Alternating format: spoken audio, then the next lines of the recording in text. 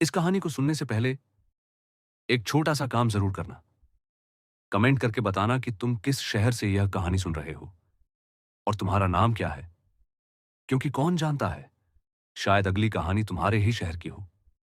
शायद अगली बार जिस अंधेरी ही शहर की हो। शायद अगली बार जिस अंधेरी गली का जिक्र होगा वो तुम्हारे घर के पास वाली गली हो। या फिर जिस सुनसान मकान की खिड़की रात में अपने आप खुलती है वो तुम्हारे शहर में ही कहीं खड़ा हो और तुमने उसे कभी नोटिस ही ना किया हो। और हां, अगर तुम यह कहानी अकेले में अंधेरे कमरे में हेडफोन लगाकर सुन रहे हो तो अभी कुणाल के हॉरर स्टोरी चैनल को सब्सक्राइब कर लो। क्योंकि यहां सुनाई जाने वाली कहानियां सिर्फ कहानियां नहीं होती।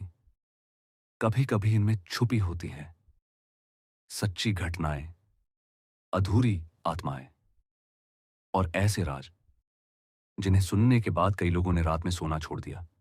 हो सकता है अगली बार जब तुम यह कहानी सुन रहे हो तो कोई और भी तुम्हारे साथ सुन रहा हो, कोई जिसे तुम देख नहीं सकते।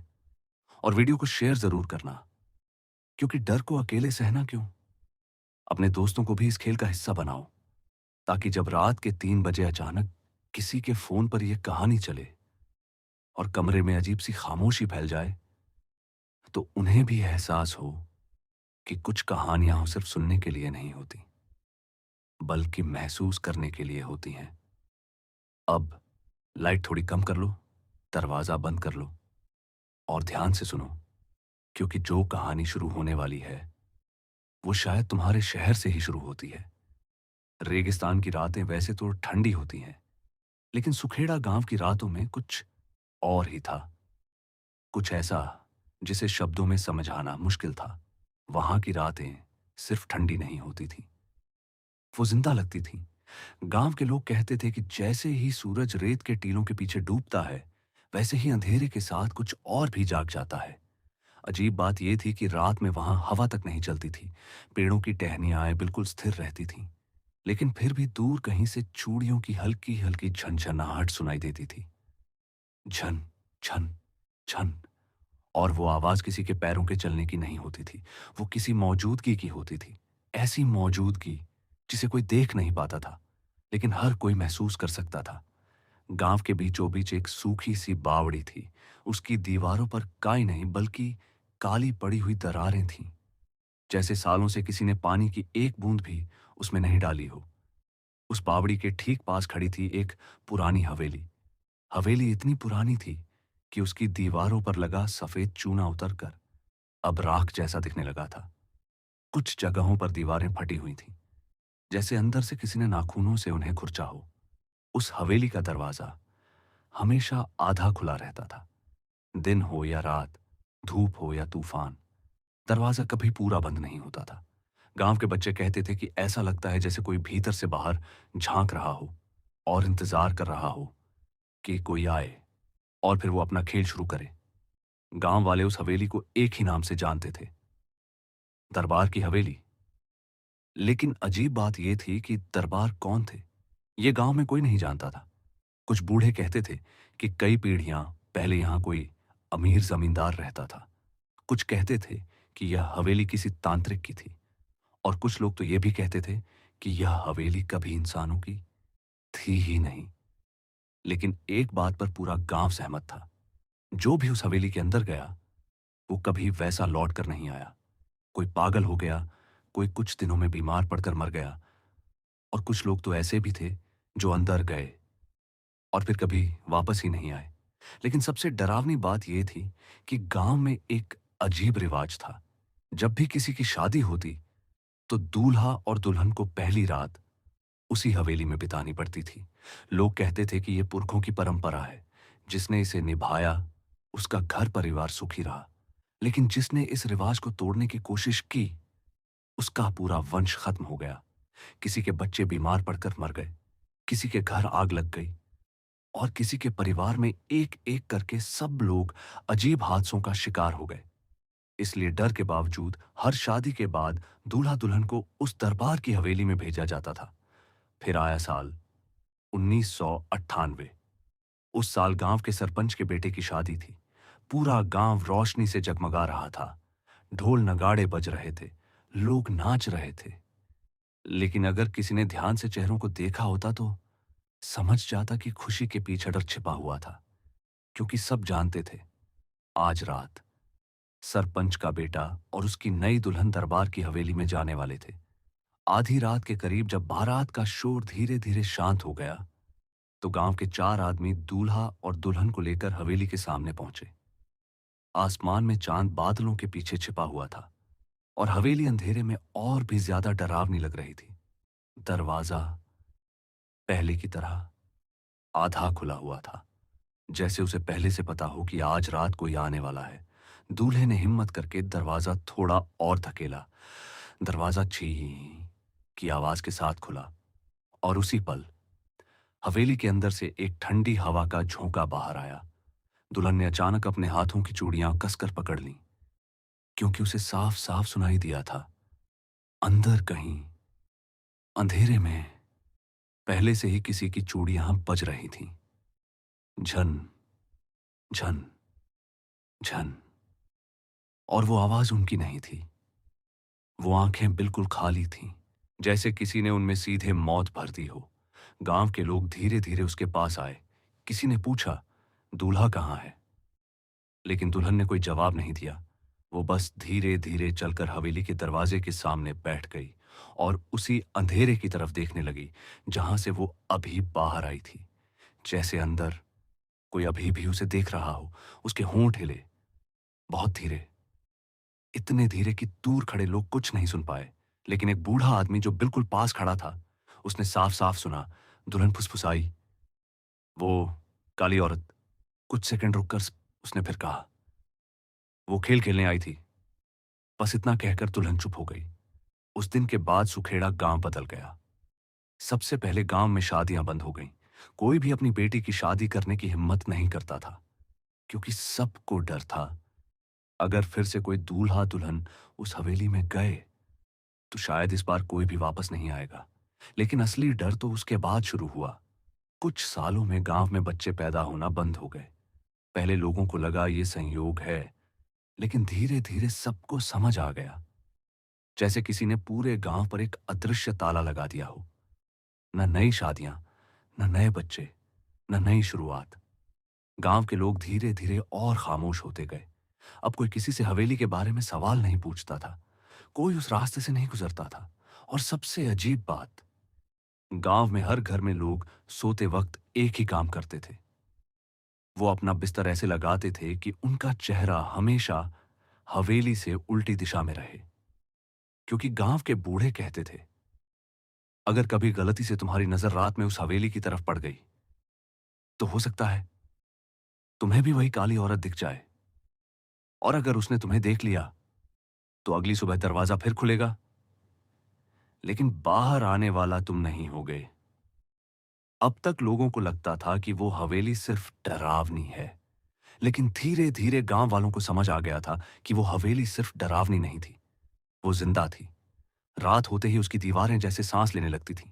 कभी खिड़कियां अपने आप हिलती, कभी अंदर से कदमों की आहट आती, और कभी कभी वही चूड़ियों की झंझनाहट। छन छन छन। समय बीतता गया। गांव के लोग उस हवेली के साथ जीना सीख गए, लेकिन उससे लड़ने की हिम्मत किसी में नहीं बची। फिर आया साल 2012। एक दिन गांव में एक अजनबी लड़की आई। उसका नाम था प्रिया।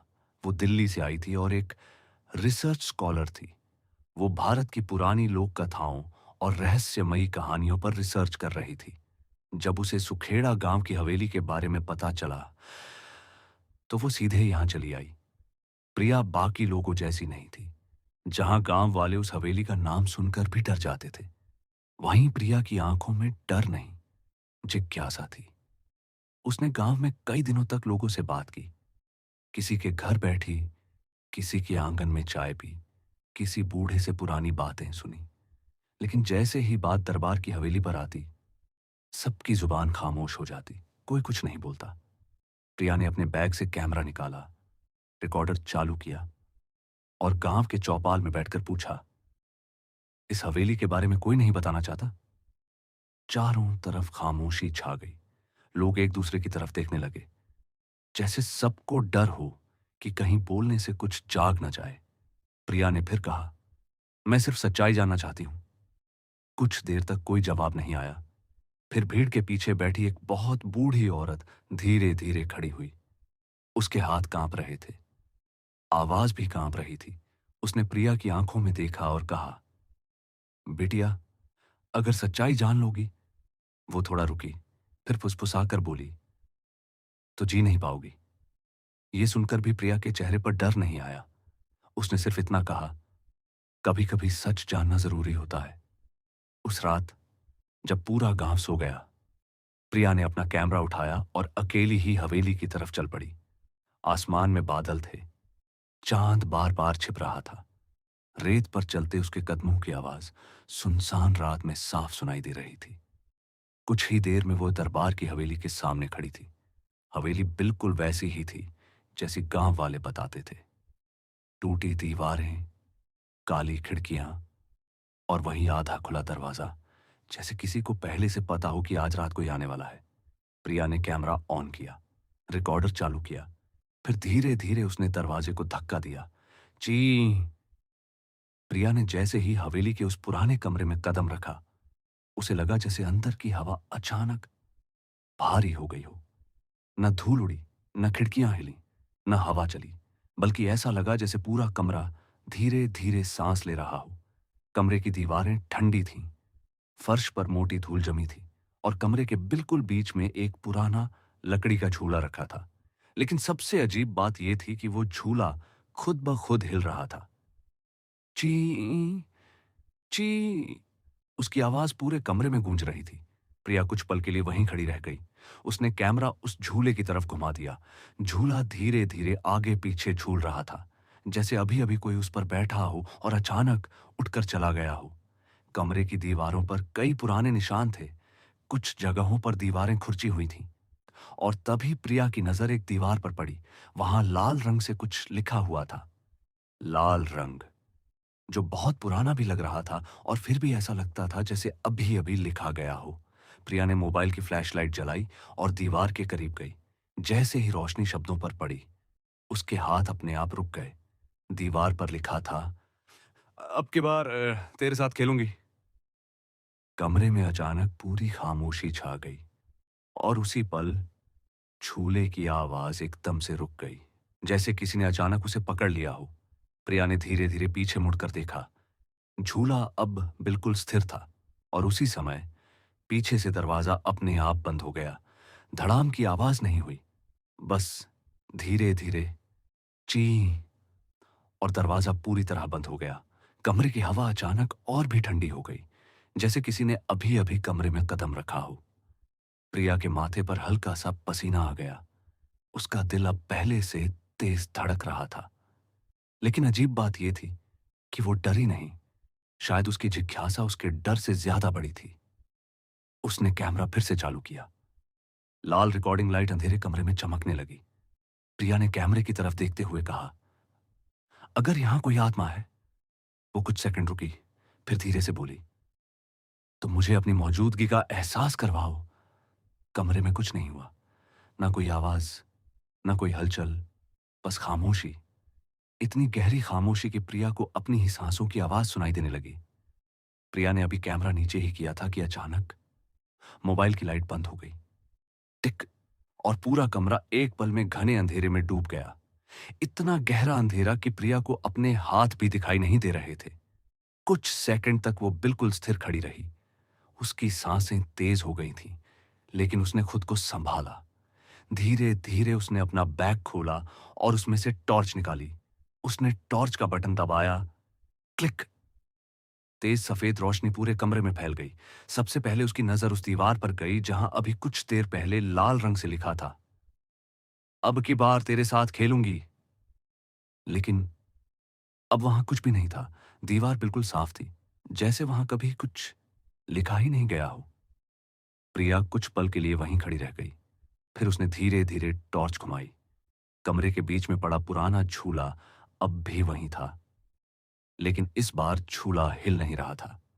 सिर्फ उसकी रस्सी हल्के हल्के हिल रही थी, जैसे अभी अभी किसी ने उसे पकड़कर छोड़ा हो। छी, छी। और तभी प्रिया की नजर फर्श पर पड़ी। वहां धूल के बीच एक जोड़ी चूड़ियां पड़ी थीं, लाल कांच की चूड़ियां, लेकिन वो सूखी नहीं थीं, गीली थीं। ऐसा लग रहा था जैसे उन्हें अभी अभी किसी ने पानी में डुबोकर यहां फेंका हो। प्रिया धीरे धीरे उनके पास गई। उसने टॉर्च की रोशनी उन पर डाली और तभी हवेली के अंदर कहीं से एक बहुत हल्की आवाज आई। टप। प्रिया ठिठक गई। फिर टप। फिर एक और। टप टप टप। ऐसा लग रहा था जैसे कोई सीढ़ियों से नीचे उतर रहा हो, धीरे धीरे, एक एक कदम। लेकिन सबसे डरावनी बात यह थी कि गांव वालों ने साफ कहा था हवेली में कोई नहीं रहता। फिर ये कदमों की आवाज। प्रिया ने हिम्मत जुटाई। उसने धीरे धीरे टॉर्च उठाई और उसे सीढ़ियों की तरफ घुमा दिया। सीढ़ियां पुरानी थीं, टूटी हुई, और ऊपर पूरा अंधेरा था। टॉर्च की रोशनी ऊपर तक गई, लेकिन वहां कोई नहीं था। प्रिया की भौहें सिकुड़ गईं। कदमों की आवाज बंद हो चुकी थी, लेकिन तभी उसकी नजर सीढ़ियों के नीचे पड़ी और उसका दिल एक पल के लिए रुक गया।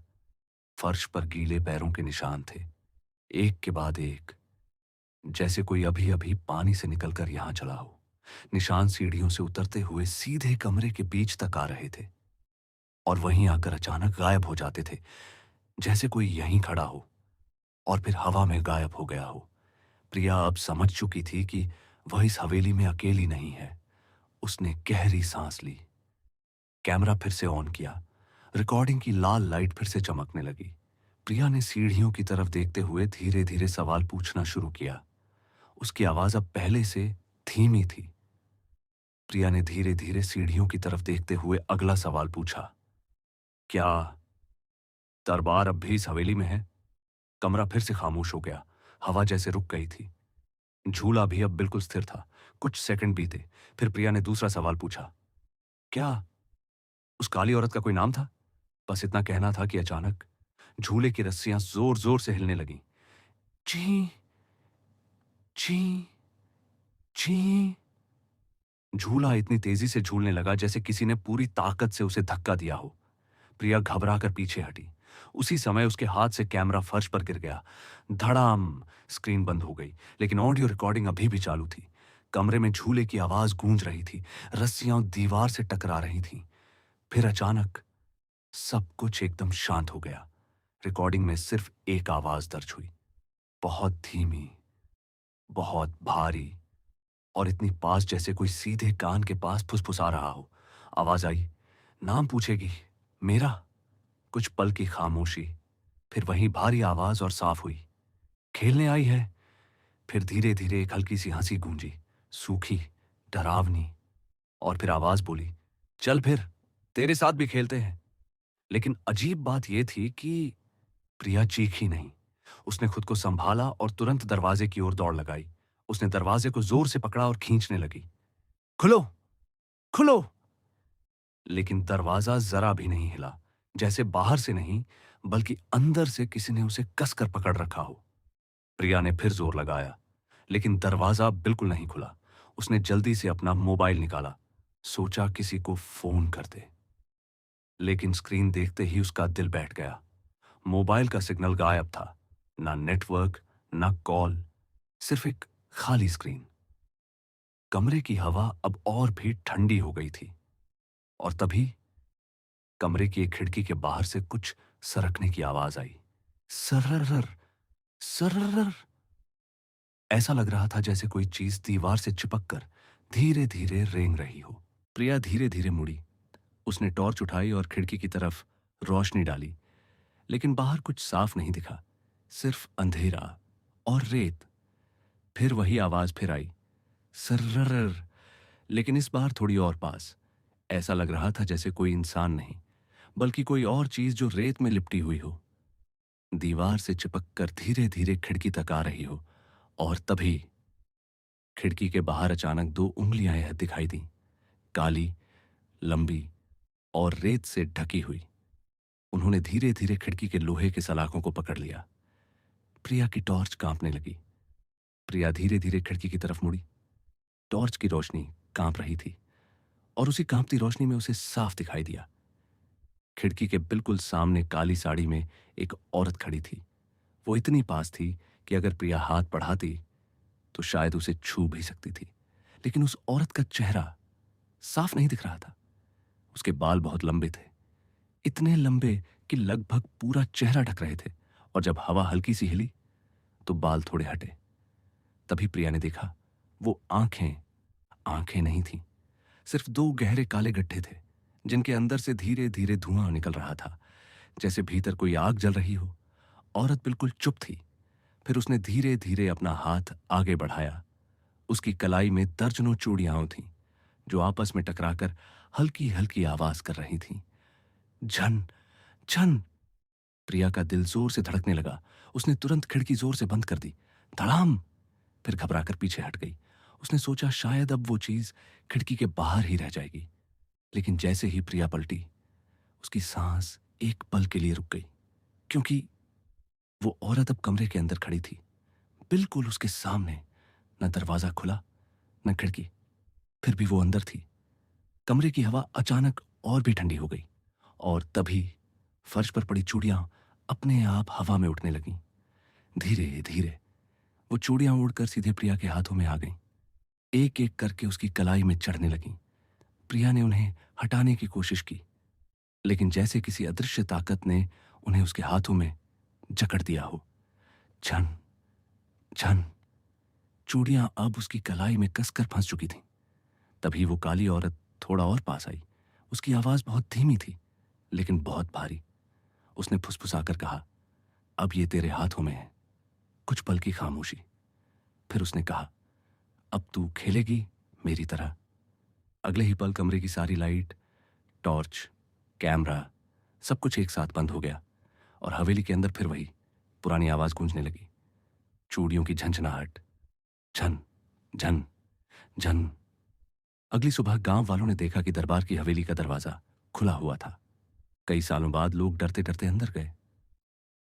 कमरे में कोई नहीं था, न प्रिया, न कोई और। सिर्फ फर्श पर पड़ा था उसका कैमरा, और उसमें एक आखिरी रिकॉर्डिंग थी। जब गांव वालों ने वो रिकॉर्डिंग चलाई तो वीडियो में हवेली का वही कमरा दिखाई दे रहा था। कैमरा जमीन पर गिरा हुआ था और स्क्रीन तिरछी थी। कुछ सेकंड तक कुछ भी नहीं दिखा। फिर धीरे धीरे कैमरे के सामने एक लड़की आकर खड़ी हुई। उसके बाल बिखरे हुए थे, आंखें खाली थीं, और उसके हाथों में ढेर सारी चूड़ियां थीं। वो धीरे धीरे झूलते हुए कैमरे के बिल्कुल पास आई, और जब उसका चेहरा साफ दिखा तो गांव वालों के शरीर में सिहरन दौड़ गई, क्योंकि वो प्रिया थी। लेकिन उसकी आंखें अब वैसी नहीं थीं। वो दो गहरे काले गड्ढे बन चुकी थीं, जिनसे हल्का हल्का धुआं निकल रहा था। प्रिया ने कैमरे के बहुत पास आकर धीरे से कहा, किसी ने मेरा नाम पूछा था।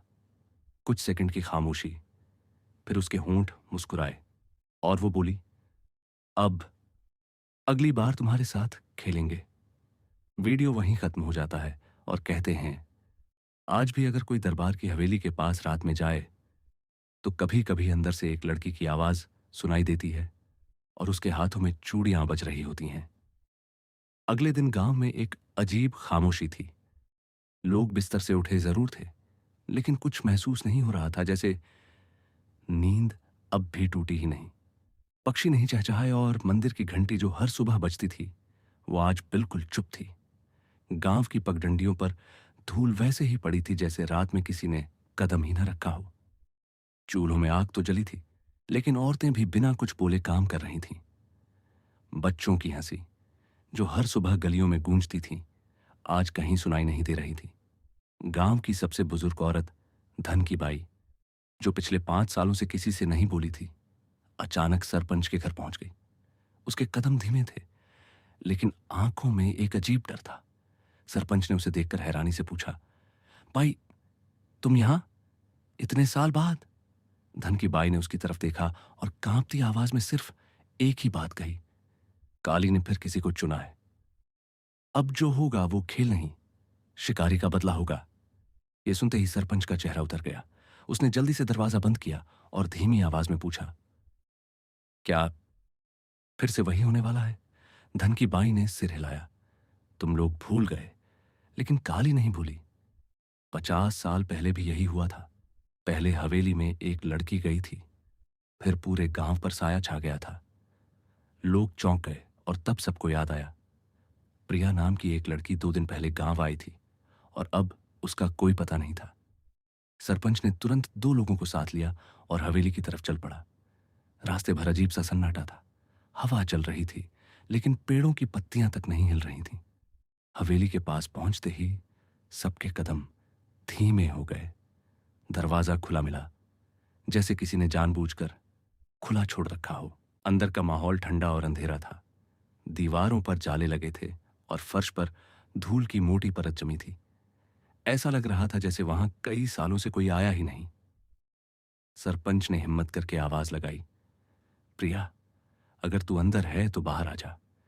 लेकिन हवेली में सिर्फ उनकी आवाज की गूंज वापस आई। तभी कोने से हल्की सी चूड़ियों की खनखनाहट सुनाई दी। तीनों की नजर एक साथ उस तरफ गई। कमरे के अंधेरे कोने में एक बच्चा बैठा था। ना उसका चेहरा गांव में किसी ने पहले देखा था, ना उसकी उम्र का कोई अंदाजा लगा सकता था। उसका सिर झुका हुआ था, बाल उलझे हुए थे और हाथ में वही चूड़ियां थीं जो 2 दिन पहले प्रिया के पास थीं। सरपंच धीरे धीरे उसके पास गया और पूछा, तू कौन है? कुछ पल तक बच्चा बिल्कुल चुप रहा। फिर उसने धीरे धीरे अपना सिर उठाया, लेकिन वो बच्चा नहीं था। उसके चेहरे पर प्रिया की आंखें थीं, पर अब उनमें इंसानियत नहीं बची थी। उसने धीरे से मुस्कुराकर कहा, अब मैं नहीं, हम हैं। काली औरत अब अकेली नहीं रही। उसकी आवाज सुनकर हवेली के अंदर खड़े सभी लोगों के रोंगटे खड़े हो गए।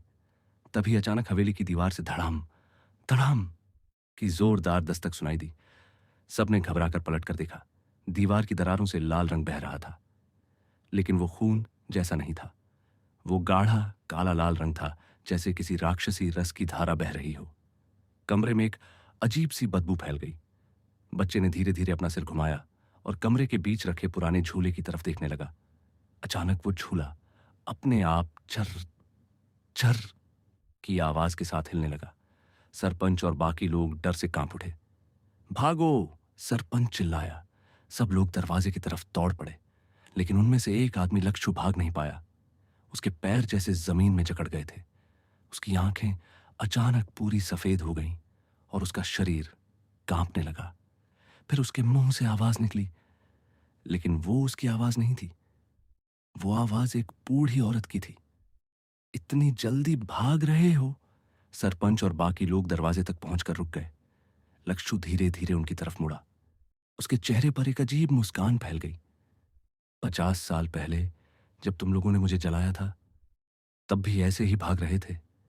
यह सुनकर सरपंच के हाथ से लालटेन गिर गई। कमरे में अंधेरा फैल गया। अंधेरे में सिर्फ चूड़ियों की तेज खनखनाहट गूंज रही थी। तभी अचानक झूला बहुत तेज हिलने लगा और उस पर कोई अदृश्य चीज बैठी हुई दिखाई देने लगी। लक्षु की आवाज फिर गूंजी, अब बारी तुम्हारी है। एक एक करके सबका हिसाब होगा। अचानक हवेली के सारे दरवाजे और खिड़कियां जोर से बंद हो गईं।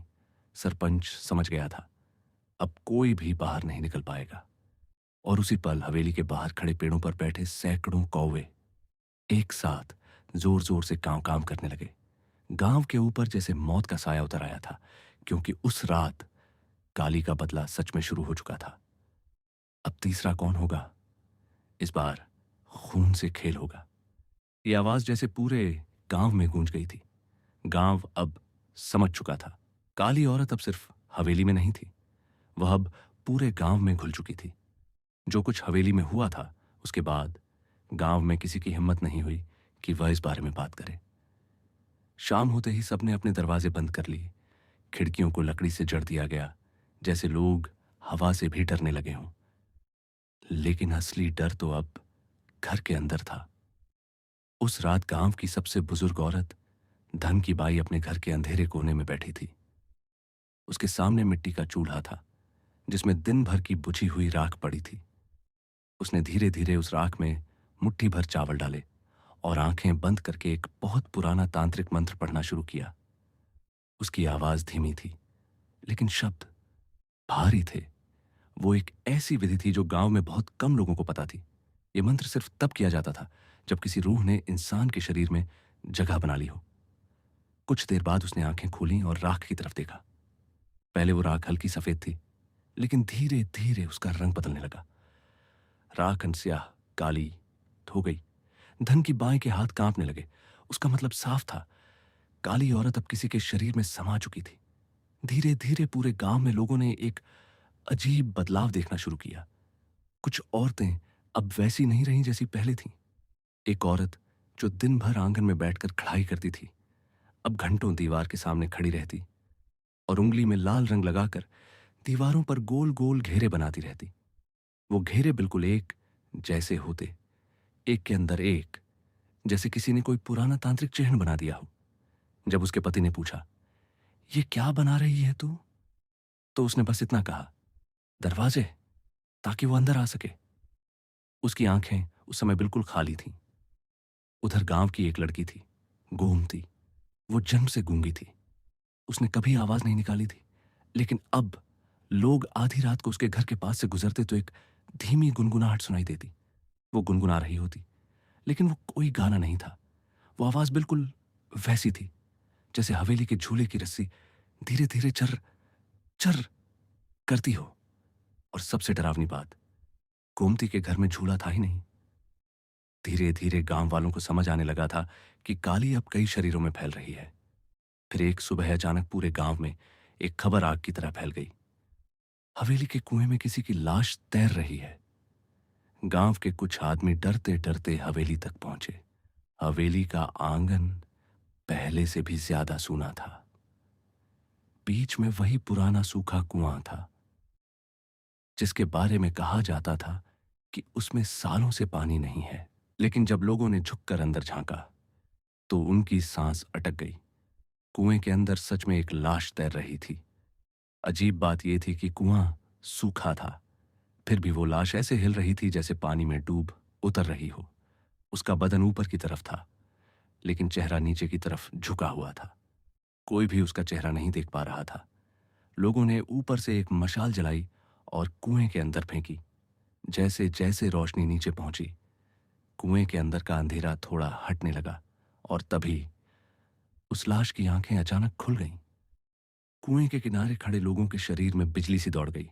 लेकिन सबसे डरावनी बात यह थी, वो आंखें मशाल की तरफ नहीं देख रही थीं। वो सीधे ऊपर देख रही थीं, जैसे किसी को देख रही हों जो उन लोगों के पीछे खड़ा हो। लोग डर के मारे पीछे मुड़े, लेकिन वहां कोई नहीं था, बस हवेली की टूटी दीवारें और हवा में हिलती खिड़कियां। अगले ही पल सब लोग भाग खड़े हुए। किसी की हिम्मत नहीं हुई कि दोबारा उस कुएं में झांके।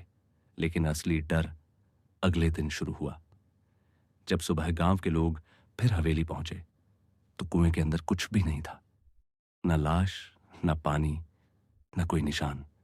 जैसे पिछली रात जो कुछ देखा गया था वो सब एक भ्रम था। लेकिन वो भ्रम नहीं था, क्योंकि उसी रात गांव की एक लड़की चकोरी, जिसकी उम्र सिर्फ 14 साल थी, अचानक अपने घर से गायब हो गई। उसके घर का दरवाजा अंदर से खुला मिला और चौखट पर एक पुरानी पर्ची रखी हुई थी। उस पर्ची पर लाल रंग से कुछ लिखा था। जब लोगों ने पढ़ा तो पूरे गांव में सन्नाटा छा गया। उस पर लिखा था, खेल शुरू हो गया है। नीचे एक और लाइन लिखी थी, अगली है वो जिसके होंठ सबसे ज्यादा हंसते हैं और जहां हंसी खत्म हो वहीं से रुदन शुरू होता है। गांव वालों को उस समय समझ नहीं आया कि इसका मतलब क्या है, लेकिन धन की बाई ने जैसे ही वो पर्ची पढ़ी, उसके हाथ कांपने लगे। उसने धीरे से कहा, अब काली सिर्फ डर नहीं फैलाएगी, अब वो चुन चुन कर शिकार करेगी। अब गांव में हंसी बंद हो चुकी थी। लोग बात करने से भी डरने लगे थे।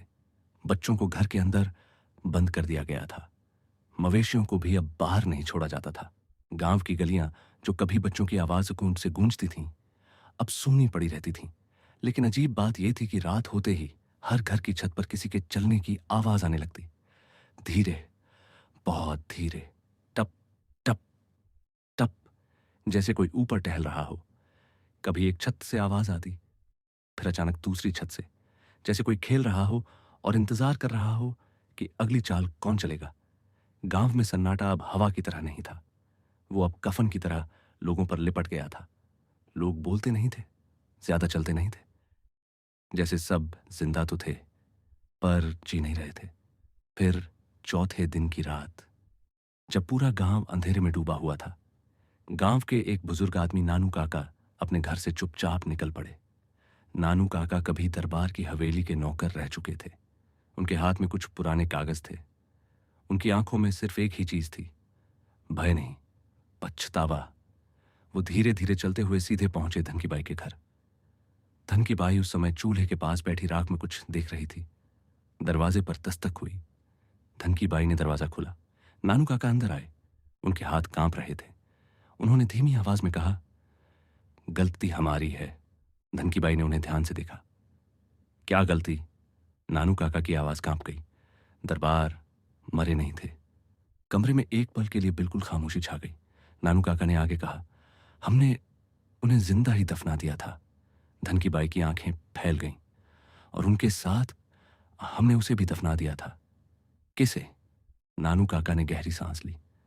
उसे जिसकी आंखें थीं ही नहीं, बस देखना था।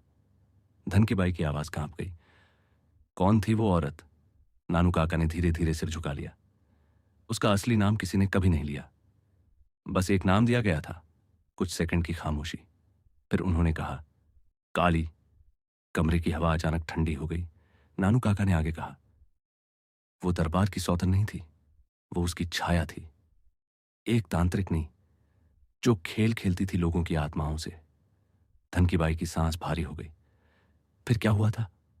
नानू काका ने कांपते हुए जवाब दिया, जब दरबार ने उसे छोड़ना चाहा तो उसने कहा था, अगर तुम मुझे छोड़ोगे तो मैं तुम्हें जीते जी अपने खेल में बांध दूंगी। नानू काका की आंखों में आंसू आ गए। गांव वालों ने डर के मारे उसे पकड़ लिया और उस रात दरबार और काली दोनों को हवेली के नीचे जिंदा दफना दिया गया। धन की बाई ने कांपते हुए पूछा, फिर ये सब अब क्यों हो रहा है? नानू काका ने धीरे से वो पुराने कागज जमीन पर रखे। उन कागजों पर हवेली का एक पुराना नक्शा बना हुआ था। नानू काका ने कांपते हाथ से नक्शे पर एक जगह दिखाई, क्योंकि जिस जगह उन्हें दफनाया गया था वो जगह अभी भी खुली है। नानू काका की आवाज कांप रही थी, लेकिन अब रुक नहीं रही थी। उन्होंने धीमे धीमे कहना शुरू किया, दरबार ने सोचा था कि आग सब खत्म कर देगी, पर आग ने उसे मारा नहीं, जगा दिया। नानू काका की आंखों में उस रात की परछाई उतर आई। उस रात जब काली को तहखाने में बांधा गया तो उसने आखिरी बार दरबार को देखा और कहा था, तू मुझे जलाएगा नहीं, तू मुझे इस हवेली में छोड़ देगा। और सच में वही हुआ। दरबार ने उसे हवेली के तहखाने में जिंदा जला दिया, लेकिन काली मरी नहीं। आग बुझ गई, तहखाने का दरवाजा बंद कर दिया गया, पर उसके बाद हवेली की दीवारें गर्म रहने लगीं। कभी कभी रात को उन दीवारों से सांस लेने जैसी आवाज आती। नानू ने कांपते हुए कहा, वो हवेली में समा गई, दीवारों में, तहखाने में और उन नामों में जो वहां से मिटा दिए गए। उन्होंने आगे कागज बढ़ाए। वो हवेली का बहुत पुराना नक्शा था। उसमें नीचे एक जगह गोल घेरे में चिन्हित थी। उसके पास लिखा था, खेल घर। नानू काका ने फुसफुसाकर कहा, जो भी उस खेल घर में गया उसका नाम मिटा दिया गया। आज भी हवेली की दीवारों में उन लोगों के नामों की जगह बस खरोंचे हैं। उसी समय बाहर से दौड़ते हुए एक लड़का आया। वो हाँफ रहा था, चकोरी वापस आ गई है। धन की बाई और नानू काका तुरंत बाहर निकले। गांव के लोग चकोरी के घर के सामने जमा थे। दरवाजे पर चकोरी खड़ी थी, सिर झुका हुआ, शरीर पर एक भी जख्म नहीं, लेकिन उसकी आंखें, उन आंखों में धुआं नहीं था। वो पूरी काली थी, ऐसी काली जैसे कोई गहरी खाई हो जिसमें देखो तो वापस ना निकल पाओ। चकोरी ने कुछ नहीं कहा, बस धीरे धीरे मुस्कुराई और उसी पल उसके पीछे से वही आवाज आई, वही आवाज जो हर रात हवेली से आती थी। अब तू भी खेलेगी? कुछ पल की खामोशी, फिर आवाज बोली, और जीतने के लिए किसी को हराना नहीं, मारना होगा। उस रात गांव में अचानक एक घर जल उठा। कोई नहीं जानता था किसका।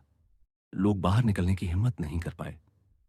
सुबह जब आग बुझी तो वहां सिर्फ एक चीज मिली, एक झुलसा हुआ हाथ। उस हाथ में लाल चूड़ी थी और उस चूड़ी के अंदर एक नाम खुदा हुआ था, प्रिया। गांव वालों की सांस अटक गई। मतलब साफ था, प्रिया लौट चुकी थी। लेकिन वो अब कोई रिसर्च स्कॉलर नहीं थी, वो अब गांव की भी नहीं थी, और हवेली की भी नहीं। वो अब खेल का हिस्सा थी। उसके चलने का अंदाज बदल चुका था। उसकी चुप्पी बदल चुकी थी। उसकी मुस्कान में अब एक अजीब ठंडक थी। गांव की लड़कियां अब उसे देखकर रास्ता बदल लेती थीं और औरतें उसे देखती थीं पर आंख नहीं मिलाती थीं।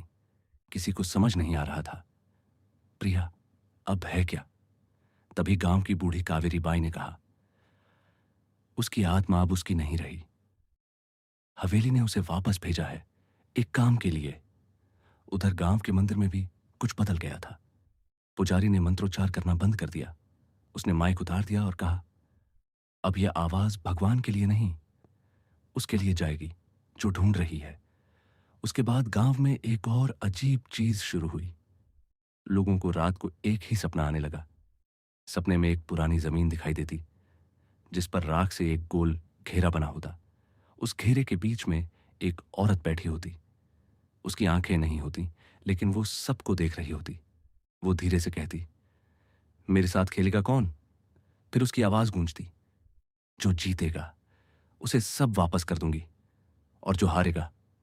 कुछ पल की खामोशी, फिर आवाज, उसका वंश भी नहीं बचेगा। उसके बाद गांव में कई आदमी सुबह उठे ही नहीं। उनके शरीर ठंडे थे, मुंह खुले हुए, और हाथों की उंगलियां ऐसे मुड़ी हुई थीं जैसे वो किसी चीज को पकड़ने की कोशिश कर रहे थे, लेकिन हार गए। उसी रात नानू काका, जो हवेली का नक्शा लेकर बैठे थे, गायब हो गए। अगली सुबह हवेली के दरवाजे पर सिर्फ एक चीज मिली, नानू काका का कटा हुआ मुंह। उनकी जीभ बाहर निकली हुई थी और उस पर खून से कुछ लिखा हुआ था। जब गांव वालों ने ध्यान से देखा तो शब्द साफ दिखाई दिए, खेल घर खोलो। अब अगला कौन। गांव अब समझ चुका था, यह खेल खत्म नहीं हो रहा, यह बस गहरा होता जा रहा है। प्रिया अब हर रात चुपचाप घर से निकलती थी, हवेली की ओर नहीं, बल्कि हर बार किसी एक घर की ओर। एक रात वो चकोरी के घर के सामने रुकी, दूसरी रात सरपंच की पोती के आंगन में, तीसरी रात मंदिर की चौखट पर खड़ी रही देर तक। लेकिन चौथी रात किसी ने उसे देखा ही नहीं। बस लोगों ने सुना घर के बाहर चूड़ियों की आवाज, झन झन झन, और फिर एक बहुत धीमी फुसफुसाहट। अब की बार जो देखेगा वो खुद को नहीं देख पाएगा। सातवीं रात को गांव की हवा बदल चुकी थी। रेत उड़ नहीं रही थी, बह रही थी, जैसे किसी अदृश्य हाथ ने जमीन को पकड़ रखा हो। गांव की बीच वाली चौपाल पर एक अजीब आकृति बनी हुई थी। 8 घेरे खींचे गए थे। हर घेरे के पास एक नाम लिखा था, चकोरी, सरपंच की पोती, धन की बाई, पुजारी, लच्छू, राम सहाय, रज्जू, काकी, और आखिरी नाम। जो भी उस घेरा देखकर खड़ा होता उसे आखिरी नाम में अपना नाम दिखाई देता। लोगों के पैरों तले जमीन खिसक गई। अब गांव ने तय कर लिया, इस खेल का अंत करना होगा। धन की बाई ने कहा, इस खेल की जड़ तहखाने में है, खेल घर में। जहां उसे जिंदा जलाया गया था वहीं उसकी आत्मा बंद भी है और जाग भी रही है। 4 लोग तैयार हुए, एक पुजारी, एक जजमान, एक बूढ़ा शिकारी और प्रिया। हां, प्रिया खुद बोली, अब मैं उसे समझ चुकी हूं, मुझे अंदर जाना होगा। लोगों के मन में सवाल था, क्या वो अब भी इंसान है या खेल का हिस्सा बनकर खेल खत्म करने आई है। हवेली का दरवाजा खोला गया। अंदर हवेली वैसी नहीं थी जैसी बाहर से दिखती थी। वो कुचलती थी, वो सांस लेती थी। दीवारों पर चूड़ियां लटक रही थीं, लेकिन इंसानी कलाइयों में फंसी हुई। हड्डियों की कलाई। तहखाने की सीढ़ियां नीचे नहीं जा रही थीं, वो गहराई में डूब रही थीं। चारों नीचे उतरे। नीचे बस एक कमरा था, बीच में लकड़ी का चौकोर चबूतरा। उस पर एक काली साड़ी पड़ी थी।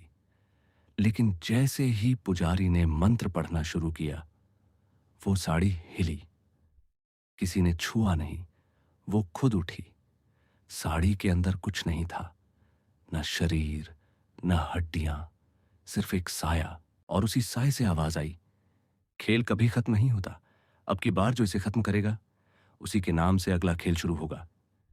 कमरे की हवा भारी हो गई। पुजारी के मंत्र अटक गए। बूढ़ा शिकारी कांप गया। तभी प्रिया आगे बढ़ी। वो साय के सामने झुक गई। मैं खेल खत्म करना चाहती हूं, मुझे ले लो। साया ठहर गया, फिर धीमे से बोला, तू तो पहले ही मेरी बन चुकी है, अब तेरे जरिए पूरा गांव मेरा होगा। तहखाने में साया घूमने लगा। हवा की तरह, बिना शक्ल, पर हर दीवार पर ठहरा हुआ डर बनकर। प्रिया ने अपनी हथेली आगे बढ़ाई। अगर मेरे जरिए ही खेल पूरा करना है, उसने कहा, तो एक शर्त है। साया थम गया। अब की बार तू अकेले नहीं खेलेगी। कुछ पल सन्नाटा, फिर साया धीमे से हंसा। क्या चाहती है तू? प्रिया की आंखें अब पूरी काली नहीं थीं, उनमें हल्की चमक लौट आई थी। इस बार खेल बराबरी का होगा, उसने कहा। अगर गांव हारेगा तो मिटेगा, लेकिन अगर मैं जीत गई तो तू भी मिटेगी, हमेशा के लिए। साया कुछ पल चुप रहा, फिर पूरा तहखाना कांप उठा। दीवारों की चूड़ियां एक साथ बजने लगीं। झन झन झन झन। साया फैलने लगा, बड़ा और बड़ा। फिर आवाज आई, ठीक है, आखिरी खेल, 8 घेरे, 8 चालें, और आखिरी नाम तेरा। अचानक चबूतरे के नीचे जमीन फट गई। 8 गोल घेरे चमकने लगे, हर घेरे में आग की पतली लकीर। साया बोला, जो घेरा खाली रहेगा वो बचेगा, बाकी सब मेरे। प्रिया ने पीछे मुड़कर बाकी तीनों को देखा। पुजारी कांप रहा था, शिकारी ने बंदूक कस ली, जजमान रो रहा था, और ऊपर गांव की जमीन कांपने लगी। चौपाल के 8 घेरों में आग जल उठी। आखिरी नाम बदल रहा था हर सेकंड, और फिर रुक गया। नाम था प्रिया। तहखाने में साया फुसफुसाया, चल। खेल शुरू हुआ, और उसी पल ऊपर गांव में सभी दरवाजे एक साथ खुल गए। फिर अचानक हवेली के अंदर सब कुछ हिलने लगा। दीवारें कांपने लगीं, झूमर टूट कर गिरा, और तहखाने की दीवारों से खून जैसा लाल पानी टपकने लगा। लेकिन वो खून नहीं था, वो उन लोगों की यादें थीं जो कभी इस हवेली में समा गए थे। लच्छू की आखिरी चीख, चकोरी की अजीब हंसी, सरपंच की पोती की दौड़ती सांसें, नानू काका की फटी आवाज, सब एक साथ कमरे में गूंजने लगे। प्रिया की आंखें बंद थीं, लेकिन उसकी हथेली अब भी खुली थी। अचानक साया कांपने लगा। धीरे धीरे वो काली साड़ी से बाहर निकलने लगा। अब वहां एक औरत खड़ी थी, काली साड़ी, लाल चूड़ियां, पैरों में घुंघरू। उसका चेहरा डरावना नहीं था, बहुत शांत था, लेकिन उसकी आंखें अब भी नहीं थीं, सिर्फ 2 खाली जगहें। वो बोली, मैं कभी खेलना नहीं चाहती थी, मुझे जलाया गया, मुझे दफनाया गया, मुझे भुला दिया गया, और फिर मुझे कहानी बना दिया गया। प्रिया ने धीरे से पूछा, तू क्या चाहती है? औरत मुस्कुराई, अब सिर्फ एक चीज, मेरा नाम। कमरे में सन्नाटा छा गया। साया अब औरत बन चुका था, लेकिन अधूरा था। उसका नाम किसी को नहीं पता था। तभी सीढ़ियों से एक धीमी आहट आई, धन की बाई। वो कांपते कदमों से नीचे उतरी, उसके होंठ कांप रहे थे। उसने कहा, तेरा नाम था मोहिनी। कमरे की हवा जैसे थम गई। धन की भाई ने आगे कहा, तुझे दरबार ने इसलिए मिटा दिया क्योंकि तू सच जान गई थी। औरत की मुस्कान ठहर गई। उसकी खाली आंखों में पहली बार जैसे कोई चमक आई। उसने धीमे से कहा, मेरा नाम मुझे लौटा दिया गया है। उसी पल हवेली की दीवारों पर लाल रंग से एक ही शब्द उभर आया, मोहिनी। फिर सब कुछ रुक गया। झूमर थम गया, दीवारें स्थिर, लाल तरल सूख गया, हवा ठंडी, शांत। मोहिनी ने प्रिया की तरफ देखा। अब खेल पूरा हुआ, लेकिन फिर उसने धीमे से कहा, हर खेल के अंत में एक नई कहानी शुरू होती है। वो थोड़ा झुकी। अगली बार जब हवेली किसी को बुलाएगी, वो तेरा इंतजार करेगी प्रिया। और फिर मोहिनी धीरे धीरे हवा में घुल गई। काली साड़ी जमीन पर गिर पड़ी, चूड़ियां फूट गईं, और हवेली का दरवाजा अपने आप बंद हो गया। प्रिया गांव लौट आई। हवेली के दरवाजे बंद थे। लोगों ने मान लिया, खेल खत्म हो गया है। धन की बाई ने आखिरी बार गांव की चौपाल पर सबको इकट्ठा किया। अब हवेली को कोई मत छेड़ो। जो चला गया वो लौटेगा नहीं, जो बच गया वो भूल जाए। लोग अपने अपने घर लौट गए। डर की जगह अब चुप्पी ने ले ली थी। बच्चे खेलते हुए भी बीच बीच में पीछे देखने लगे। औरतें पूजा करते समय घड़ी जरूर देखती, कहीं संध्या की बेला ना हो जाए। प्रिया ने अपने घर की दीवार पर पुरानी किताबें टांग दी। हवेली के सारे नक्शे जला दिए। अपने कमरे में सिर्फ एक दीपक जलाकर बैठने लगी। लेकिन अब वो वही प्रिया नहीं थी। उसकी आंखों में कभी कभी एक अजीब सी गहराई उतर आती, जैसे कोई भीतर से देख रहा हो। एक रात चांदनी में बैठी प्रिया ने अपने सामने देखा, मिट्टी में कुछ निशान बन रहे थे, धीरे धीरे, जैसे कोई अदृश्य उंगली जमीन पर लिख रही हो। वो झुकी, मिट्टी पर एक गोल घेरा बना, फिर दूसरा, फिर तीसरा। 8 घेरे, और आखिरी घेरे के पास लिखा मोहिनी। फिर उसके नीचे एक और नाम उभरा, धीरे धीरे प्रिया। प्रिया की मुस्कान हल्की सी फैल गई। उसने फुसफुसाया, हर कहानी खत्म नहीं होती, कुछ कहानियां बस रूप बदलती हैं।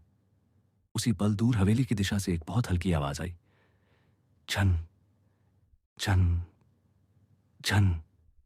और गांव की हवा फिर से थोड़ी भारी हो गई। किसी ने कुछ नहीं कहा, क्योंकि अब सब समझ चुके थे। हवेली बंद नहीं हुई है, बस उसने अपने दरवाजे बदल लिए हैं। गांव ऊपर से फिर से सामान्य दिखने लगा था। लोग खेतों में जाने लगे, बच्चे खेलने लगे, चौपाल पर फिर बातें होने लगीं। लेकिन जो आंखें सच देख सकती थीं, उन्हें साफ पता था, कुछ भी पहले जैसा नहीं रहा। प्रिया अब बहुत कम बोलती थी। हर सुबह वो अकेले कुएं के पास जाती, वहीं बैठकर जमीन को उंगली से खुरचती रहती। लोगों ने कई बार दूर से देखा, वो मिट्टी में गोल घेरे बनाती, फिर उन्हें मिटा देती। एक दिन किसी ने एक और अजीब चीज देखी। जब सूरज उग रहा था, प्रिया की परछाई उससे तेज चल रही थी, जैसे वह उसे खींच रही हो। लेकिन किसी ने उससे कुछ नहीं पूछा, क्योंकि अब गांव में सवाल पूछने का मतलब था कुछ ऐसा सुनना जो सुनना नहीं चाहिए। फिर एक रात सरपंच की बेटी की शादी थी। गांव में ढोल बज रहे थे, शहनाइयां गूंज रही थीं, और कई दिनों बाद गांव में पहली बार हंसी सुनाई दे रही थी। मंडप सजा हुआ था, दुल्हन धीरे धीरे वहां तक आई। तभी अचानक बिजली कड़की। आसमान बिल्कुल साफ था, फिर भी इतनी तेज गड़गड़ाहट हुई कि सबके हाथ रुक गए। और जैसे ही दुल्हन मंडप में बैठी, उसने अचानक जोर से चीख मार दी। सब उसकी तरफ भागे, उसके हाथ कांप रहे थे। किसी ने उसकी हथेलियां पकड़ी, और तभी सबकी सांस रुक गई। उसके हाथों पर काली स्याही से लिखा था, अब अगली तू है। भीड़ में भगदड़ मच गई। उसी पल गांव की बिजली चली गई, चारों तरफ अंधेरा, और उसी अंधेरे में दूर से एक आवाज आई, हवेली की दिशा से, जब तक खेल को समझने वाले जिंदा हैं, खेल चलता रहेगा। लोगों के रोंगटे खड़े हो गए। उधर मंदिर की सीढ़ियों पर प्रिया चुपचाप बैठी थी। पुजारी उसके पास आया, कुछ देर उसे देखता रहा, फिर धीरे से पूछा, क्या अब तू मोहिनी बन गई है? प्रिया ने उसकी तरफ देखा। उसकी आंखों में अब डर नहीं था, बस एक अजीब सी शांति थी। उसने धीरे से कहा, नहीं। फिर कुछ सेकंड बाद बोली, मैं वो हूं जो मोहिनी को समझ गई। पुजारी की सांस रुक गई। प्रिया ने जमीन पर एक घेरा बनाते हुए कहा, अब मैं खेल हूं। उस दिन के बाद गांव में और अजीब बातें होने लगीं। जो भी इंसान हवेली के अंदर गया था, वो या तो गूंगा हो गया, या बेहोश रहने लगा, या फिर पागल। और जो भी इंसान मोहिनी की कहानी सुनता, उसे रात में वही सपना आने लगता।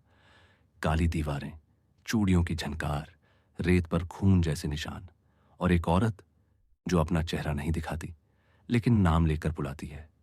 धीरे धीरे गांव का डर खत्म होने लगा, क्योंकि अब लोग समझ चुके थे, डरना बेकार है। गांव खुद ही खेल बन चुका था। समय बीतता गया। एक दिन लोगों ने देखा, जहां हवेली हुआ करती थी, वहां अब कुछ नहीं था, बस एक खाली मैदान। लेकिन रात होते ही वहां से अब भी कभी कभी हंसी ठुस सुनाई देती, धीमी, बहुत धीमी। और बीच बीच में एक आवाज, वही आवाज, मेरे साथ खेलेगा कौन? गांव के लोग अब उस तरफ देखते भी नहीं, क्योंकि उन्हें पता है, जो देख लेता है उसका नाम खेल में लिख दिया जाता है। और अगर तुमने यह कहानी सुनी है और अब तक तुम्हें अपना नाम सुनाई नहीं दिया, तो आज रात जरा ध्यान से सुनना, क्योंकि कभी कभी हवा भी नाम लेकर बुलाती है। और अगर तुम्हें लगे कि दूर कहीं चूड़ियां झन-झन कर रही हैं, तो पीछे मुड़कर मत देखना, क्योंकि हो सकता है अगली बारी तुम्हारी हो।